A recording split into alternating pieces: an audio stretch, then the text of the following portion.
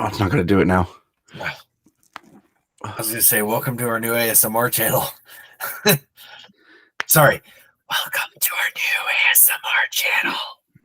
Did that pick it up?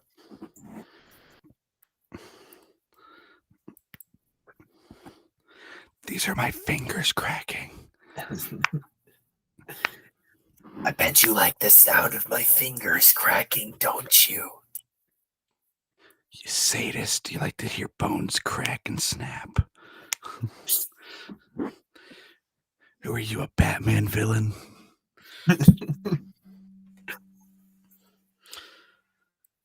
Do you know what's going on right now in DC Comics? Is it the Absolute Universe? Yeah. Because that is... It's some cool stuff. I'm not going to lie. It's really freaking cool. The Absolute Justice League is a bunch of villains that are trying to maintain the status quo of like where they're in charge. And like for years they've been able to manipulate like superheroes not to like become superheroes or like make them vanish and stuff. Like Wildcat, who's like a boxer that becomes a vigilante, they were able to pay him off, which is a wild like idea because like he was such like someone of virtue and value that like paying him off should never have been a thing. To the point where like they got Hawkman under their control, and it seems like he might have been a Black Hawk in the 20s, and like that's how much power they have even.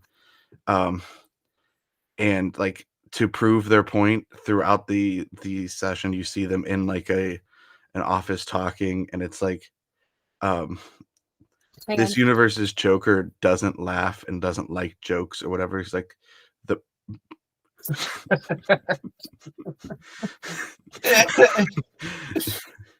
Connor's talking about something very deep and serious, and you're sticking a cat in my face.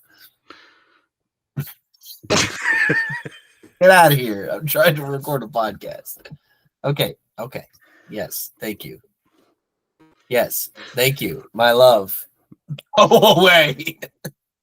Please. What a great audio bit. This is wonderful. Go away. Hi. All right, I'm going to mute Matt and start the show.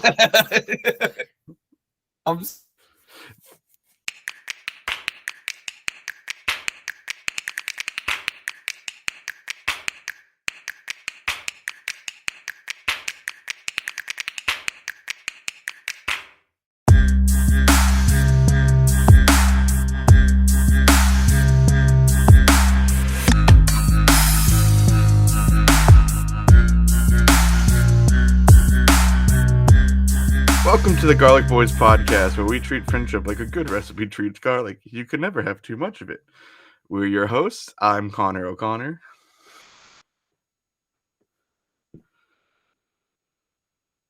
Wow, you're gonna refuse to unmute yourself?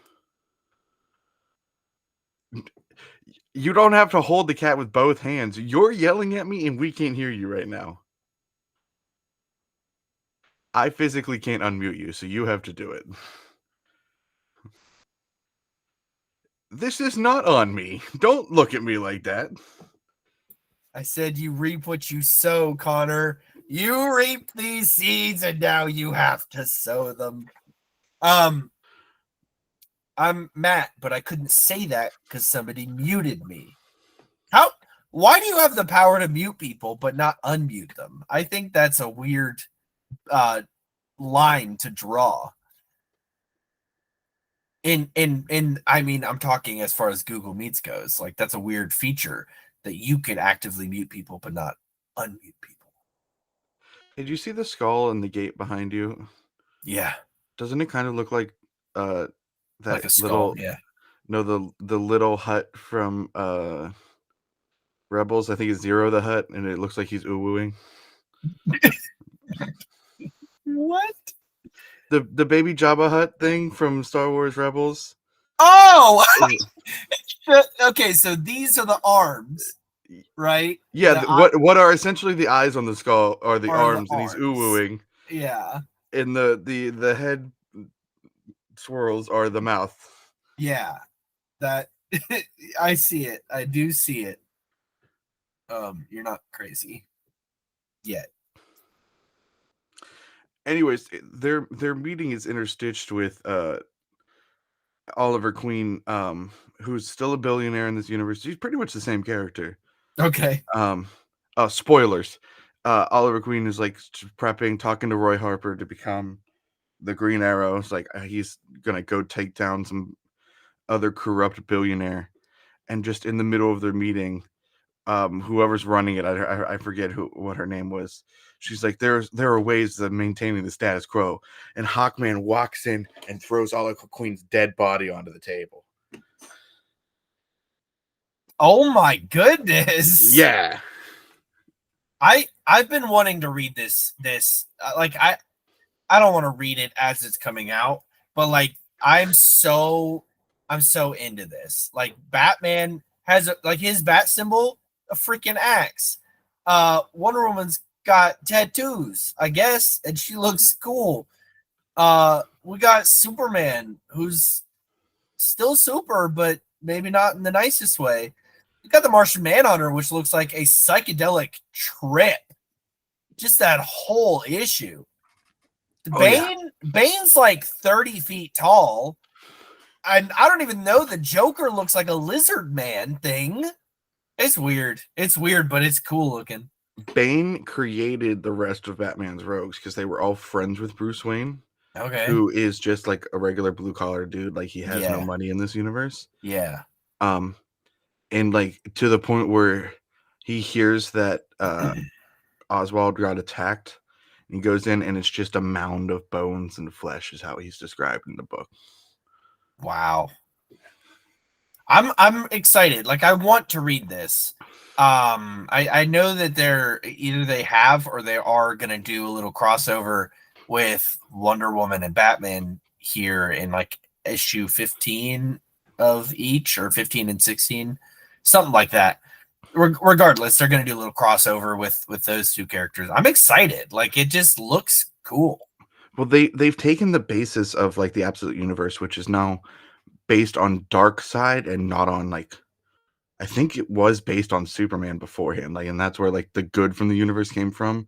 And so, like, there was an inherent good nature to everything in the universe, except that was what's evil.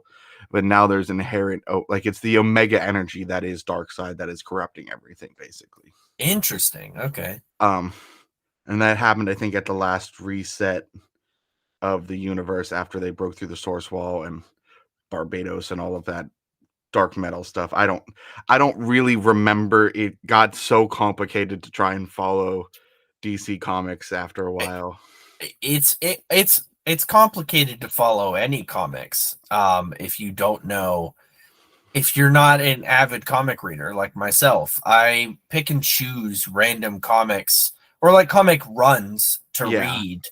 But I'll usually get like an omnibus or like a graphic novel form, like where it's all compiled into one, so that I can just read the story, right? Like I have the Infinity Gauntlet. The Infinity War, is that the first one? Whichever one it is, you know, I have that compiled into like a. Is it the one with the like the classic image of Thanos with the beams of light coming off of all of the? I think so, yeah. Okay. So I have that one. I have Deadpool Kills the Marvel Universe, which is kind of its own thing, but it's like it was spread out over several comics. Like I like those graphic novels better. So I don't know if they'll ever come out with like a absolute arc omnibus, which would be really freaking cool.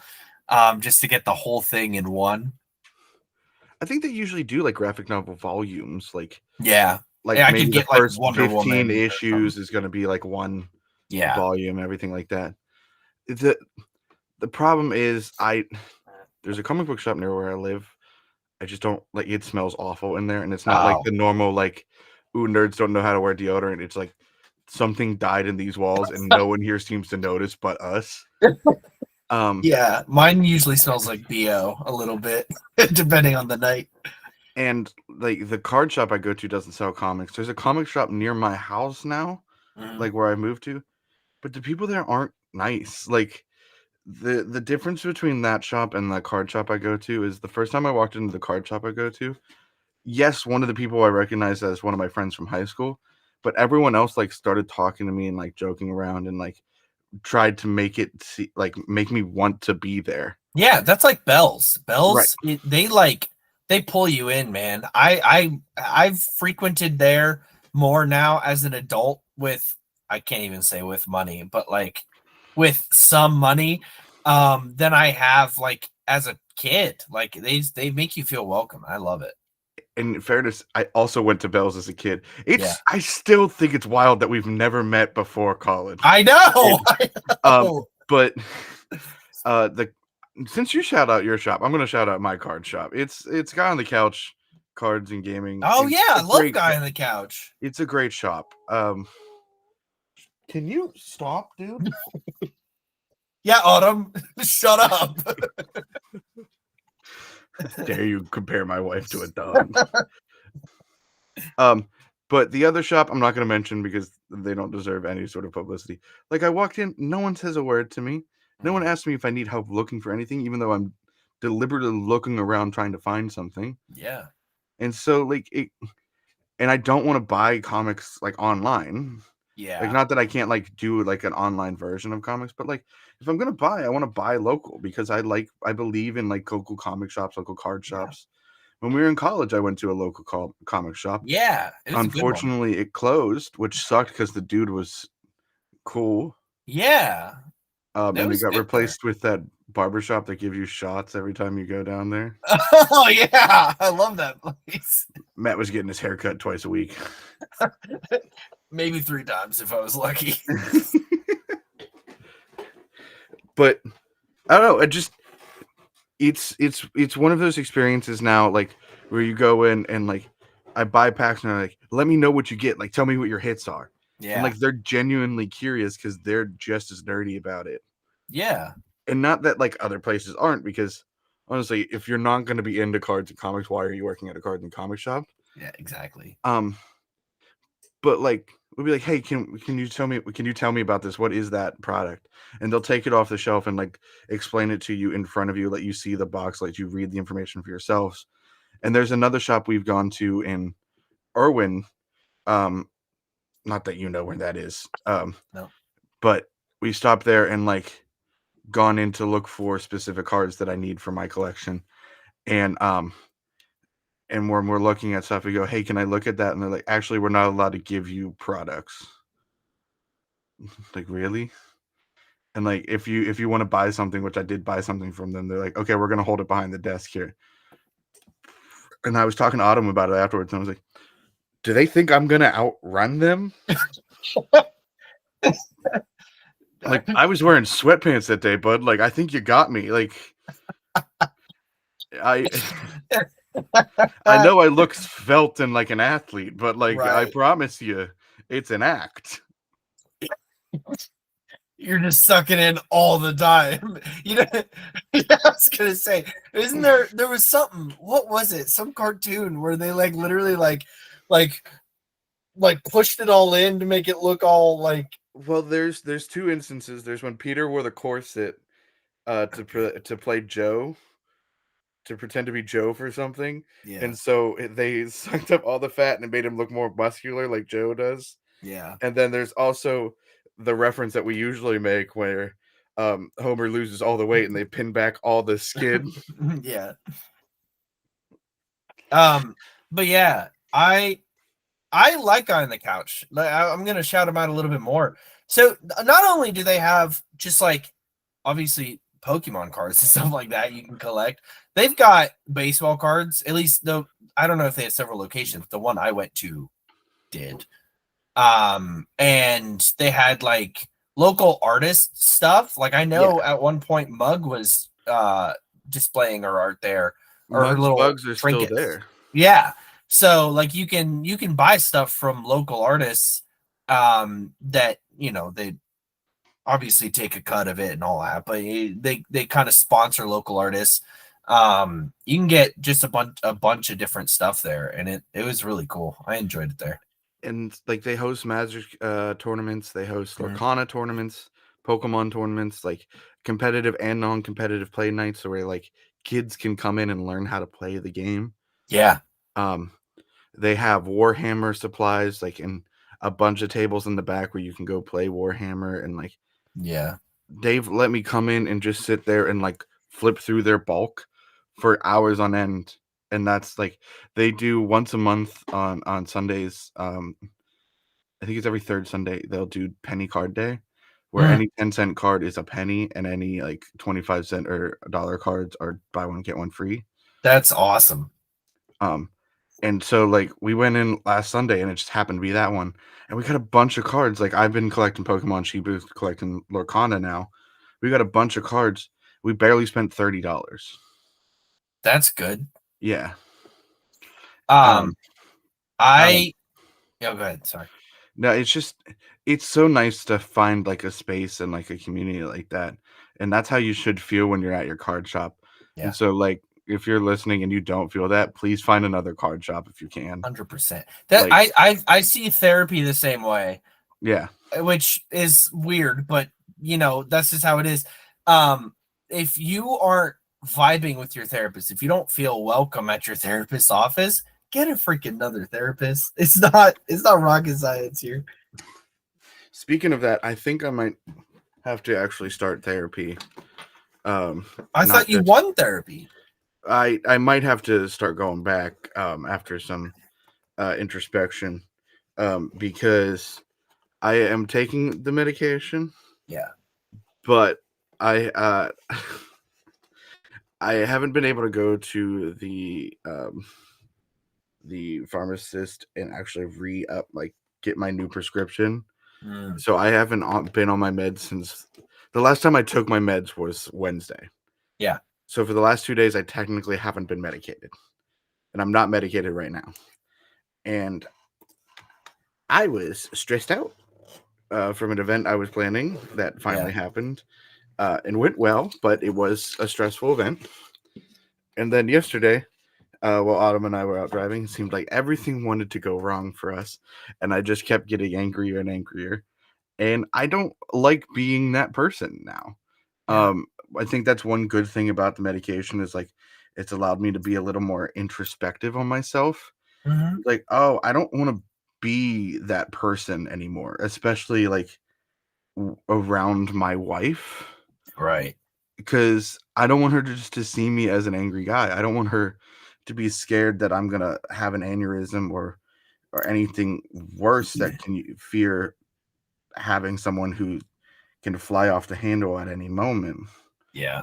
Um, and like the medication helps, but also like I think talking to someone, and not that talking to you doesn't help me, but like talking to a professional about it is probably something that I need to actually do again. I'm not insulted that talking to me isn't like talking to a therapist. I'm clearly not therapist material. If I was, I would have become a therapist. There's a comedian named Dan Cummins who went to school to be a therapist, and he didn't finish it because he realized he only liked insane people. He didn't like being a therapist. Like he was just intrigued by insane people, not actually therapy. He's like, Nice. "Oh, that's not why I should be a therapist." No. No, it is not. Um, but one fun thing that did happen last night Mhm. and wasn't an outburst on my end. My wife is a wonderful person. She is Mhm. caring to a fault. And that does not just stretch past people, it stretches to animals as well. Mm. We were driving late last night, and I'm like trying to figure out the next order we're dropping off and like where we're at with food. And I just hear, "Oh no!" And I look in the middle of the road and I'm like, "Oh, there's a deer or something," because that's like what happens around here. And there's just a skunk in the middle of the road. Oh no, not a And like skunk. and she's like slamming on the brakes. I'm trying to hold the food so it doesn't start flying. And she does everything she can to not hit it. And we go right over it, and we just keep driving. But like, of course, everything smells like skunk now. Yeah. And she's like, I hit it. I definitely hit it. And I was like, you did not hit it. And she's like, no, I hit it. It's dead. I killed that skunk. Oh I my was like, god. I need you to understand you didn't kill it. And so we get to the next drop off, and she's like, I need you to get out and look at the car, because if I see that I hit it, I'm gonna cry. I was like, you're almost already crying. I promise you didn't hit it. She goes, just check. So I go out and check the car, and at one point I see something. She's like, is there something there? And I go, yeah, rust. You're There so really mean. wasn't, but I was like, there's nothing there. You're okay. Because I can tell you what, one, we didn't feel a bump. Mm, Two, he was scared and in the middle of the car, so he probably ran straight back and not into the tires. Three, he was scared, so he probably just shot off his stink anyways as like a defense mechanism, because mhm, that's like their main defense mechanism. She goes, I don't know. I don't like. She just like wasn't believing me, and so she goes, hold on, and calls my mom, not hers. My mom mhm. tells her the same exact thing, and she goes, okay, I believe you now. Oh my gosh. What? They don't trust us. I don't know why. Mia, every time I tell her, like, she's like, how do I look? I'm like, you look beautiful. She's like, I don't believe you. Excuse me. Then why ask? I will punch you. Not really. That's not okay. Do not punch your partners. But I'm like, dude, I'm telling you, you look beautiful. And she's like, you have to say that. I'm like, no, I don't. But I do because I mean it every time. I could tell you look busted, because guess what? I'm your partner. If your outfit doesn't look good, I'm going to tell you that. Yeah, honestly, I will. And I have. If she tries something on, how does it look? I'm like, I don't like it. I don't think yellow is your color. Like, I don't think purple's my color, and I wish somebody would have been honest with me about that before I started working at Planet Fitness. Yeah. I think pink is a color that I should not wear in Considering any that's your way, skin shape, or tone, form. Yeah. I mean, like, look at that. It's clearly, it's just like blends right in. I think you're more of a winter, Yes. like blues, purples, and greens, like It's what I wear often. colder tones. I wear black a lot. But I do wear blues, greens a lot. That's like my main two colors. It helps that they're my favorite. I've been wearing reds a lot. I enjoy red. I think the red's good because it brings out like your hair color a little bit stronger. Yeah, yeah, Because with the black, like right now, your hair kind of looks a little brown. yeah, yeah. How's my beard look? I got it trimmed yesterday for like the first time in over a year. Looking great, buddy. Looking great. Looks nice and clean. Thanks. Do you know Trimmed why up. I got it trimmed? I assume because of what's happening in like a week. Yes. Okay, there you go. Proud of you. You remembered. Hey, yeah, no, we'll talk about that after. I was gonna like start asking, hey, what time do I have to be there? What's the address again? All of our 10 fans can show up to Connor's little soiree. Yeah, who wants to come to the wedding? The question is, how many people that listen aren't already invited to the wedding? Because The wedding gift is a $10 subscription to Patreon. You have to subscribe to you come to the have wedding. to. You have to show proof of subscription at the door. That's your wedding invitation. Hey, we could do that. We should have done that like 6 months ago. We could have put a new I'm tier not going to on offer Patreon. strangers to come to my wedding. We could have If put we a want to new do that, we could do that for your wedding. we could have put a new tier on Patreon that's just like $25 to weed out all the weirdos, and it was just like an invitation to the wedding. We can do that with your wedding then, because your wedding is still happening. Yeah, but we might have like 5 people at our wedding. I don't know yet. Well, it depends on how many people sign up for the Patreon. It depends on how poor I am. We don't even know if we're going to do it in May anymore because still poor. I don't have my car. I still don't have my car. Where's your car? It's at the shop because it's going to cost $500 to get it back, and I don't have that money. I hate this existence. I hate it. And meanwhile, somebody is using a bunch of stinking money to make a stupid ballroom that nobody needs. People are dying here. I shared a Facebook post yesterday that said, like that talked about the ballroom and everything, but it wasn't a picture of the ballroom; it was a picture of the Death Star. Nice. Can you stop? It's a wall. You're yelling at a wall. Autumn, cut it out. I'm not going to tell you again, Autumn. Only one of our wives has been a problem on this show, and it has not been my wife. Yeah, that's true. That's actually accurate. I had something else I wanted to talk about, and I cannot, for the life of me, remember. Sorry, pal. I don't know what to tell you. Oh, you know what we could talk about? What? That Percy Jackson announcement. We were going to talk about that last week, but we didn't have time because Connor wanted to talk about his crap the whole episode. Hey, bud, who had Mega Starmie as their background? I don't know. Because I have video evidence about who wanted to talk about the Mega Pokemon. Yeah, sure. So Percy Jackson, Excuse me? is what coming the heck out just soon. happened? I just got an AI, like it automatically took me to AI mode. What the heck? Gross. Yeah, that's really weird. All right, so I got season 2 and season 3 casting announcements. Okay.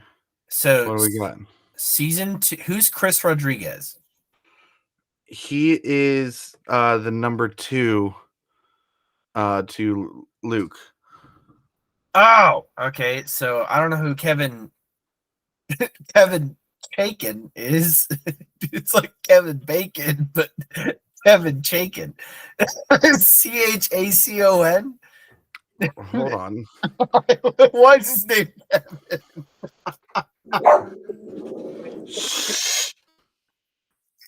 I'm sorry. It's literally Kevin Chacon. I'm not even seeing Kevin Chacon. Kevin Chacon. What are you on? I'm on it. I'm on Google. Yeah, Kevin Chacon right here. You're not on a specific website? No, I'm on Google. He's a child actor and voice actor. Yeah. Okay, I'm not getting that at all. I just looked him up. I just Googled Kevin Chacon. I don't even have the name Kevin Chacon. Oh yeah, and look at that, Kevin Chacon. Oh, maybe it's there's an accent over the O on this one, so it's probably like Kevin Chacon. Chacon is the actor set to take over the role of Chris Rodriguez in Percy Jackson and the Olympians, replacing Andrew Alvarez as of season 2. I don't know, man. I just Googled it. We got Alex Ponovich, whoever that is, as Polyphemus. Polyphemus? The Cyclops. Polyphemus. We got Rosemarie DeWitt as Cece. Is that Cersei? Probably. Cece. That sounds right. They call her Cece. Cersei. Cece's the one that runs the little motel hotel that they go to, and is turning all the men into gerbils that Annabeth has to save. That's Cersei. Yeah. Okay. Yeah. Andra Day as Athena. I don't know who Andra Day is. I had Daphne Keane as Athena. I don't know why Daphne Keane would make any sense because Annabeth is black, right? Well, her dad could be black. I have Daphne Keane as Artemis. Oh, you're right. I can't read. That's okay. You have an actual disability. Timothy Visibility. Was that what you were about to say? Timothy Simons as Tantalus. I don't remember who Tantalus is either, but that's Timothy Simons. Well, we got Sandra Bernard, Kristen Shaw, and Margaret Cho as the Gray sisters. Okay. I don't know who Sandra Bernard is. Bernhard. She's a comedian. I would love if you shared your screen so I could see anything. Okay, you're right. I have a superpower here, and you're limiting me. I'm sorry. Okay, I can share that. I'm trying to find the same website you're looking at. It's okay. I'm literally just on Google. It's literally just Google. But right now I'm on Sandra Bernard, Christian Shaw, and Margaret Cho. Okay, I can't share two screens, but I guess I could go back and forth. Sandra Bernard is this lady. Okay. Oh, what was she in? She was in Severance recently. A lot of older stuff. Roseanne at one point. I don't know who she is at all. She was in Hercules, apparently. She's in something that well, so she was in Roseanne. That's probably what I know her from. But she was in something else. I'm pretty sure that I could tell you who she is. Will and Grace. I've never seen any of these, so I have no idea. Nope, I don't recognize any of these. Pee-wee's Playhouse. There you go, buddy. Two Broke Girls. She was in that at one point. It doesn't matter. That's Sandra. She played. Bless you. Bless you. She played Chelsea Linetti or whatever her name was, his mom. Okay. On Brooklyn Nine-Nine. Oh, okay. Nice. Who else? We got Kristen Shaw. We know who that is, but I'm gonna pull her up anyway because you know it. It's Louise from Bob's Burgers. Is gonna play one of the Gray sisters. Fun little thing there. And Margaret Cho. I know who she is because she is the mom. Is she? No. She's in Drop Dead Diva. That's what I know her from. She's in a lot of stuff, but Drop Dead Diva is the one thing I know her from. Oh, she's also in a Weird Al Yankovic song, music video. I think she's in Tacky, the music video. But yeah, other than that, I don't know what else she's in. She's in stuff. Hey, give me one moment. Okay, I'll keep talking. Wow. She's in Face Off, and she's a comedian. She's in Dr. Ken. Frog and Toad. The animated series, I guess. I didn't know they made an animated series. Sex and the City. For you sinners who watched that. Cookin'. She's in the movie Cookin'. I don't know what is Tookin'. Hold on, now I gotta figure out what Tookin' is. It's a Taken spin-off. Okay, Tookin' is a 2015 American parody film directed by John Asher and starring Lee Ferguson, Margaret Cho, Lauren Tookin'. That's the name of the movie she's in, is Tookin'. Yeah, that's Margaret Cho for you, ladies and gentlemen. She's a revolutionary comedian and a queer icon. Yeah. She also played Ken Jeong's sister on Dr. Ken. Dr. Ken. Yeah. I don't know if you talked about that, but I did. Yeah. She has been a comedian for a while. She had her own show for a little while. She's very funny. Tamara Smart. Yeah, she's gonna be Talia. Okay. Looks like she was in Artemis Fowl. Yeah, it doesn't say which character, but she was. Resident Evil. Some other things I don't recognize. Are You Afraid of the Dark? That's okay. She's a child actor. She's not gonna have a lot of stuff. Let's see. Daniel Dimer as Tyson. He's a Canadian actor, and he's gonna play Ooh. Tyson. Yep, I could see it. I mean, It already looks good. Like we've seen it in the promo and everything. Oh, goody. Man, I don't know if I've seen the promo. Courtney B. Vance as Zeus, replacing the late Lance Reddick. So let's see who's Courtney B. Vance. Okay. Let's see. Oh, yeah. He's married to Angela Bassett. I don't know who that is, but that's yes, cool. Yes, you do. That is the Queen of Wakanda. Oh, yeah. Yeah. Nice. Cool beans. Yeah. She also is Athena Grant on 911, that Fox show. If you've seen recently of like first responders going to space. Oh, yeah. She's one of the first responders that got sent into space.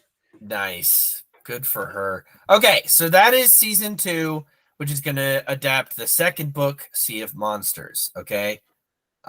Season 3, we have a few casting announcements based on news from San Diego Comic-Con and other reports, which is going to be obviously based on book 3, The Titan's Curse. Okay. Right. Sarah Chaudhry. You know what? You got it. I believe in you. I feel like it's Chaudhry, right? Okay, she is going to play Zoe Nightshade. Okay. Don't remember who Zoe Nightshade is. Are you sure about that? It's been so long since I read the books, but I'm sure I'll remember whenever I watch the show. Wait. Zoe joins Artemis's group, doesn't she? She has a brother or something like that. No. She joins Artemis's group, though, doesn't she? She was already part of Artemis's group. Oh, okay. Yeah, that makes sense. Okay, Daphne Keane. Everybody knows Daphne Keane. She is going to play Artemis. I'm excited for that. I think she's going to be a perfect Artemis. Like that stoic look, right? Mm-hmm. Like that's the look she's going to give the entire show. The whole show is going to be that face. And I like that they picked a younger actress because Artemis is supposed to be a forever maiden. Yeah, and is she's supposed like to be able to blend in with her hunters. Yeah, I like that too. We got Olive Abercrombie as Bianca D'Angelo. Olive Abercrombie. There she is. That looks like a Bianca D'Angelo right there. That's Olive Abercrombie. As Nico D'Angelo, which we're going to have him for a while. So gosh, look how big her eyes are. She's got really big eyes. Levi Chrysopoulos. Levi, if I pronounce any of these names wrong, talk to our lawyer. There he is. He looks pretty young. That's a good sign. That's a good sign. He's not a full-blown teenager.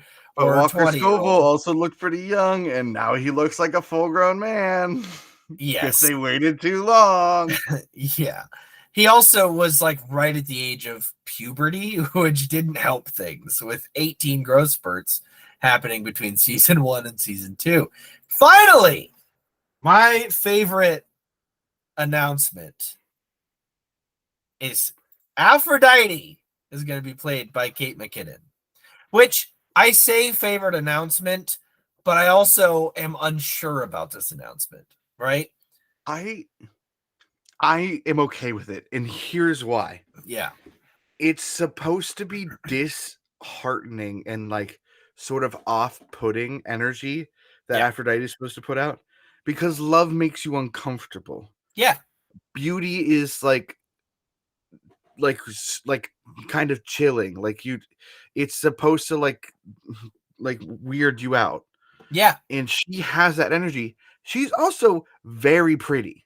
Yeah. Oh, gorgeous. I saw people like, what? Kate McKinnon's like, yeah, she's pretty. She's not just funny. Yeah, I Like, 100% agree. Because I know people just see her as like the weird girl from SNL, or like straight up weird Barbie from the Barbie movie. Yeah. She has all these characters where like she's like not supposed to be attractive, and like that's like the joke of the bit or whatever. But like, just because someone doesn't traditionally play what is quote unquote feminine beauty doesn't mean they can't play the essence of what quote unquote feminine beauty is. I'm not a big fan of like typecasting an actor, right? If they fit a groove and they love that groove and they want to stay in that groove, absolutely typecast them all day long if that's what they want.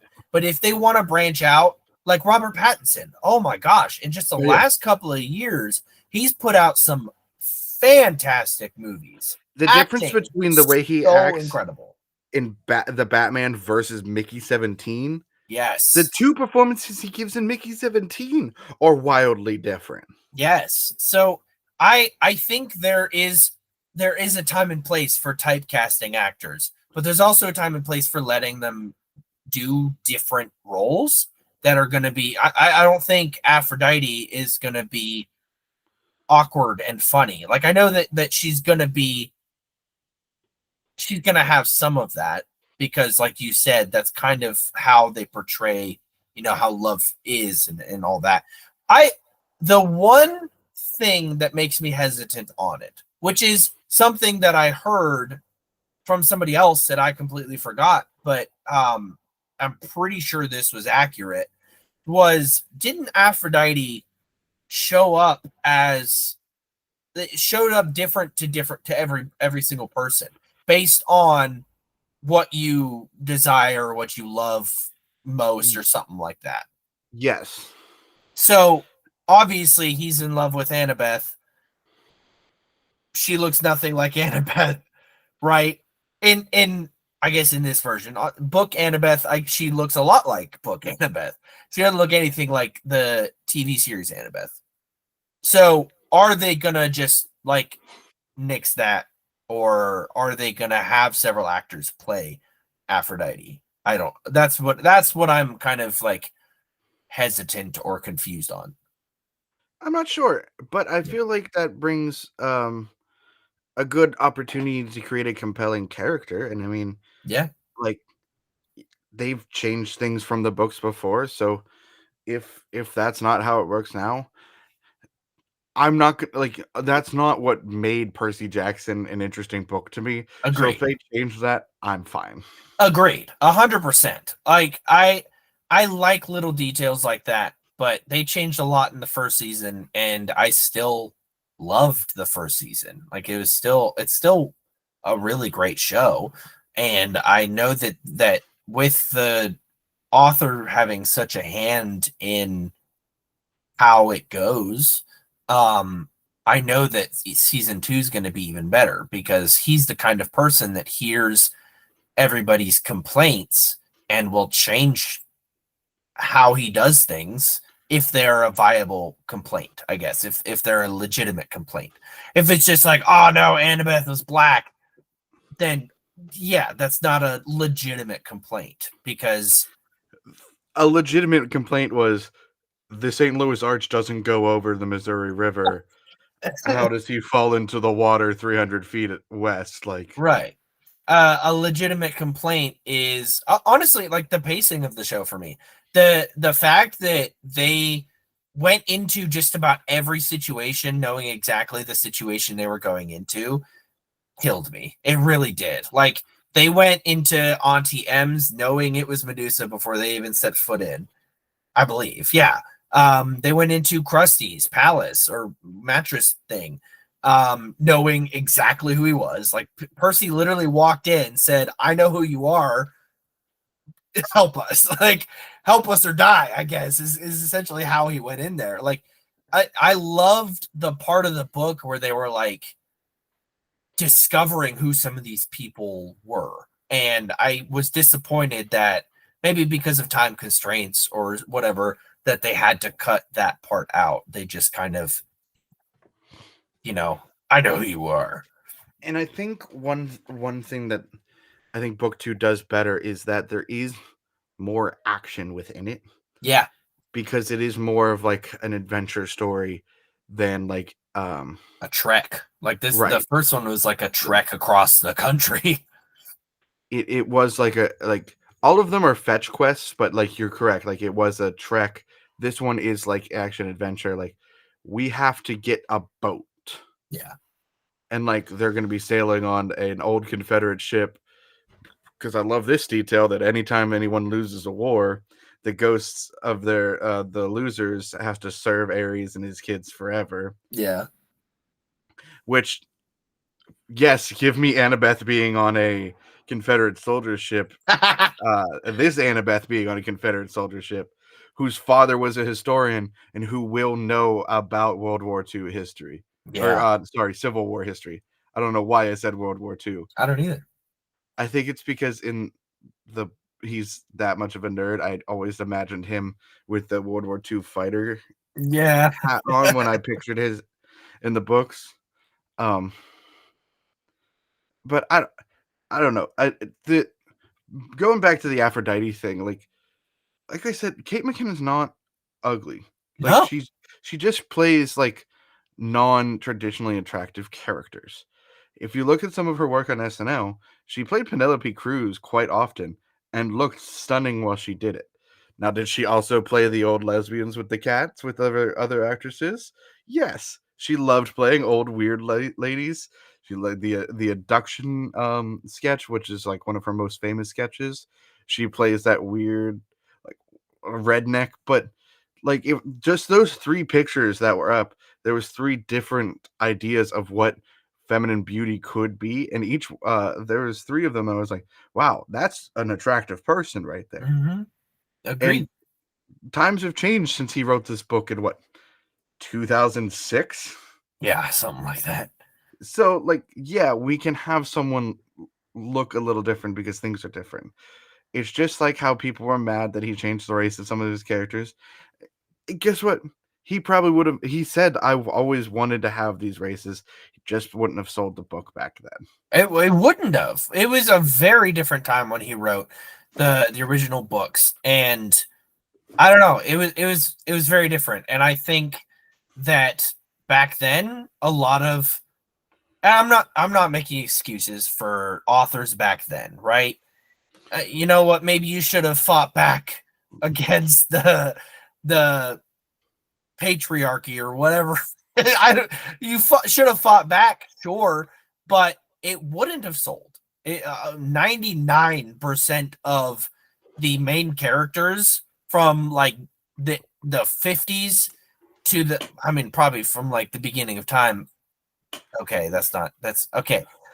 99% of the main characters, as far as like when we were growing up and when these books were released, white people. Sometimes women, but mostly male characters. And unfortunately, the first like hero story is the Epic of Gilgamesh, who was from Indonesia, I believe. What are you talking about?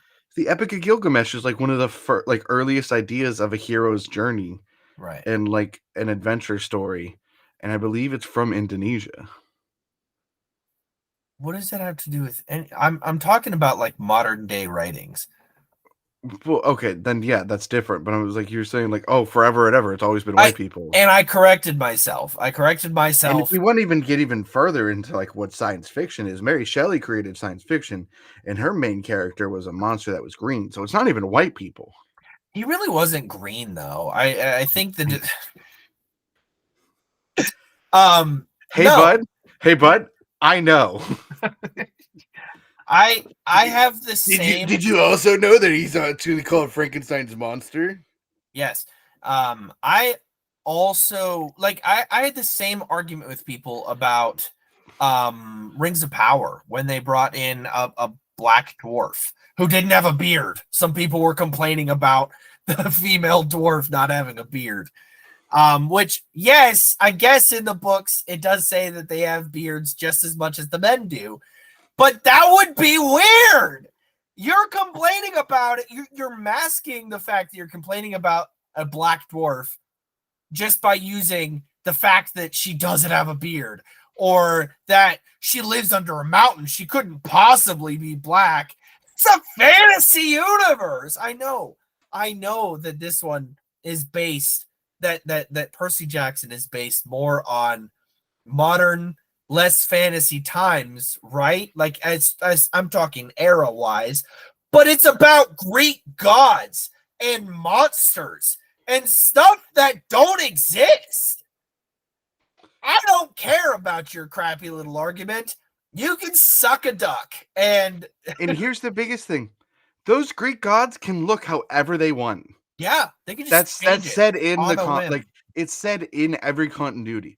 Like that's why I think it's like R.I.P. Lance Reddick. I'm so sad that he died. Like he was such a phenomenal actor, and I think he could have done great things as Zeus in the show. Agreed. I'm not going to be like, that's not Zeus. That's a completely different actor. It's like Zeus can look however he wants. Yeah, I mean, people change actors all the time for one reason or another, right? He passed away, so we have to change. We just have to, unless we want to like get rid of one of the most important characters in the entire series. We could, but we're not going to because everyone would hate it. That's like with Ray Stevenson in Ahsoka. Yeah, like recasting a seemingly very important character. Very important character to that series, I should say. I'd never heard of him before this series. And like the guy that they recasted him with Roy McCann, he doesn't look that much like Ray Stevenson. Yeah. But guess what? That doesn't matter. It's a fantasy show. Use your imaginations, Jagoff. Like, it doesn't have to be a complete one-to-one. It's the Hound from Game of Thrones. I don't know if you've watched that. I did not. That's okay. I'm not. It doesn't really matter that much. I'm sorry. Google is being stupid now. I don't like it. Anyway, I'm sorry. He was also in Gladiator 2. Nice. I did see that. I actually watched that.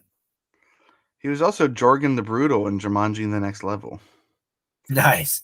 You know what else I watched just recently? What? I watched a movie called Blackphone because Blackphone 2 is coming out.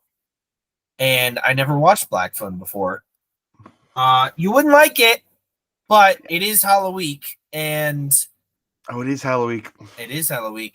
And I want to talk about a little bit of a scary movie. It's not really scary. It's just more of like a suspenseful thriller type movie that does involve a little bit of the paranormal, right? I'm not a big fan of the paranormal. I very much avoid the paranormal as much as possible. I did start watching the Evil Dead movies, which does have the Necronomicon, the Book of the Dead kind of thing, with like spirits and zombies and kind of situation. It's really weird. I'm more watching it because it has Bruce Campbell in it. There you go. Proud of you. Thank you.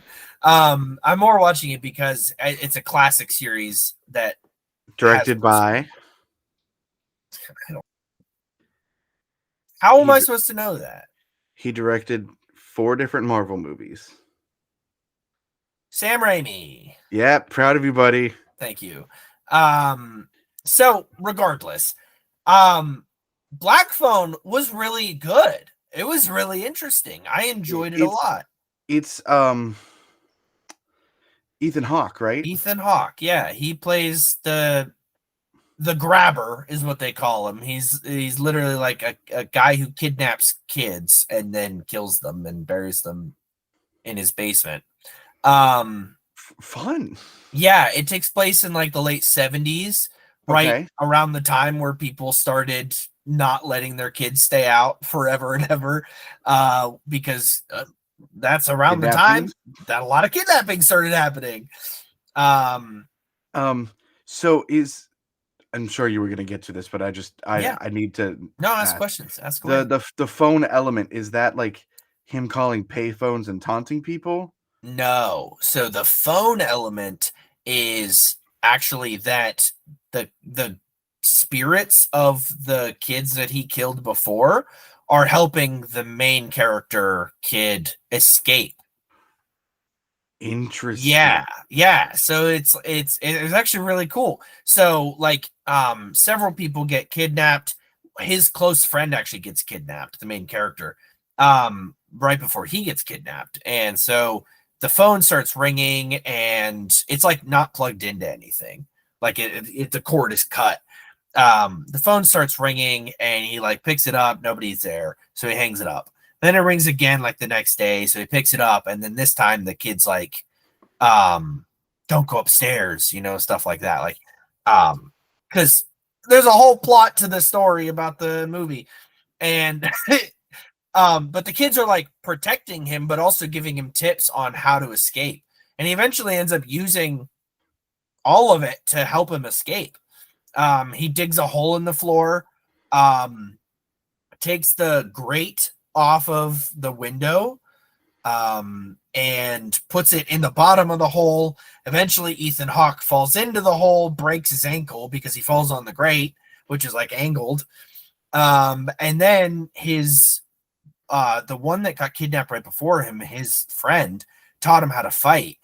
And he told him to like pack a bunch of dirt into the phone, like into the receiver, Oh and yeah, that'll get like punch him in the face, like just keep wailing on him.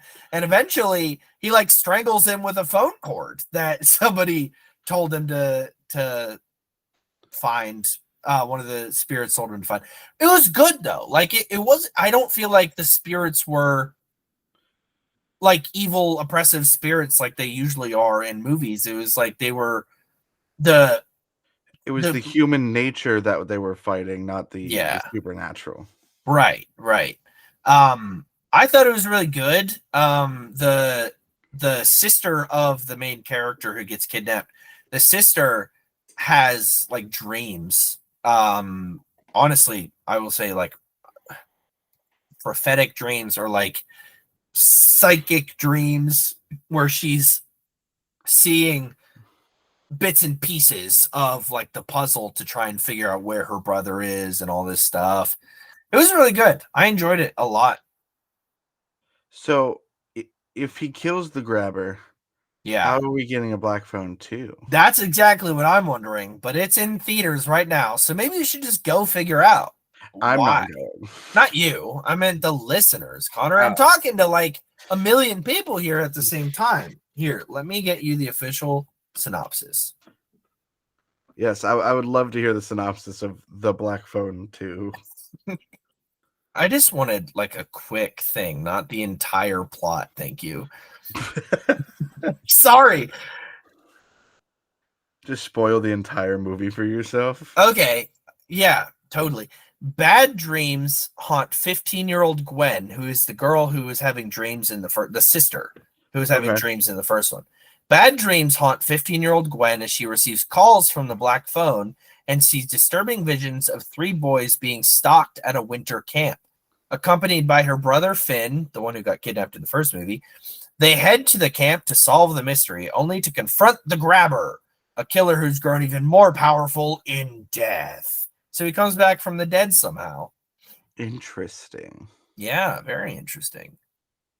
I like that they're building upon like the psychic nature of like what she has, and like clearly there was something special about her not just being Finn's sister. Like there is like a psychic ability that she has. Yeah. And so now like other spirits are able to reach out to her. That's a good like plot thread to pull on. Yeah.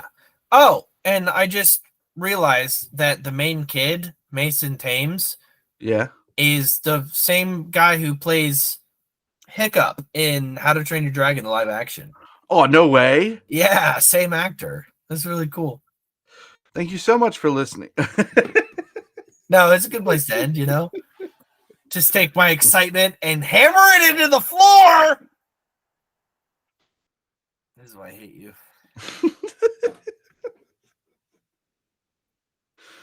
I'm sorry, bud. Do you want to talk about How to Train Your Dragon? Is it too late to not come to the wedding?